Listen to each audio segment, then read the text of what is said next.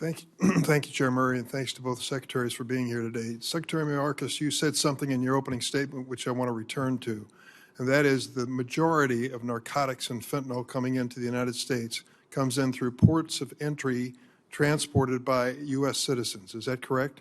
That is correct. I believe it's more than 90%. More than 90%. More than 90% comes through ports of entry transported by U.S. citizens. As Willie Sutton, when asked why he robbed banks, said it's because that's where the money is. Isn't it pretty clear that that's where we ought to focus our efforts, at least our startup efforts, to deal with this fentanyl crisis?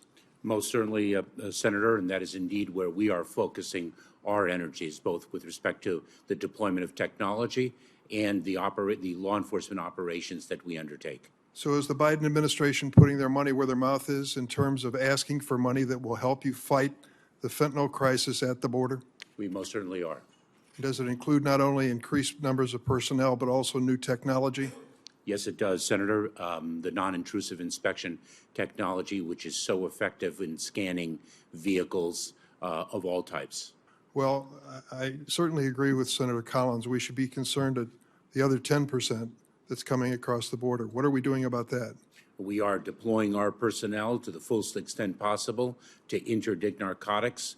We need our CUAS authority reauthorized.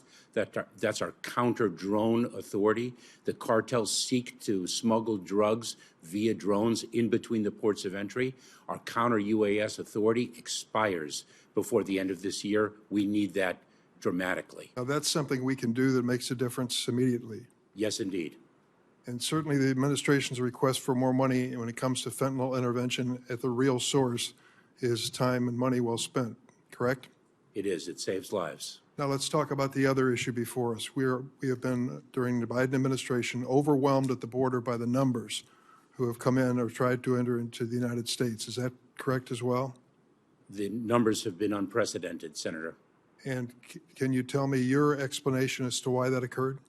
Senator, that is not something that is specific to the southern border of the United States. That is a global phenomenon. We have the largest number of displaced people in the world today since World War II. And that is something that is gripping our entire hemisphere. There are approximately 2 million Venezuelans seeking shelter in Colombia. We have an unprecedented gang problem in Ecuador that is causing an unprecedented number of Ecuadorians to flee. We have a situation in Haiti, which is dire. This is something that involves corruption, poverty, violence, natural disasters. We are, and in a post-COVID environment, we're seeing just a level of migration throughout our hemisphere. The first item suggested by the Republicans, if we are going to discuss immigration, is a 900-mile addition to the wall between the United States and Mexico. Can you comment on the impact of such a wall, what it might cost, how long it takes to build? It costs billions and billions of dollars. It takes years and years to build, and it is not as effective as a multi-pronged strategy that includes critically latest technological advancements.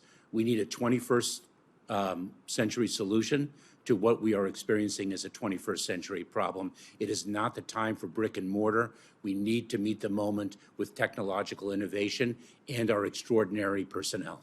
Let me just close by saying I've spent a large part of my Senate career on the issue of immigration. As chairman of the Judiciary Committee, it's in my jurisdiction, and I've been frustrated that we've been unable to initiate a true bipartisan effort to solve our immigration challenges and the crisis we face today. I was with the Gang of Eight, several members of this committee as well, that produced a comprehensive immigration reform which passed the Senate, was never taken up by the Republican House. I am ready to sit down again and make that work. This notion that we have to do significant immigration reform in the next few weeks or we won't send money to assist the people in Ukraine or other causes important to our national security, I think is mistaken. I agree with the chairman who said pinning our efforts in this critical area of supplemental appropriation on comprehensive reform is really not realistic. I do want to undertake that in a serious way, and I'm sure you'll join in that effort if we do. I most certainly will, Senator. I yield.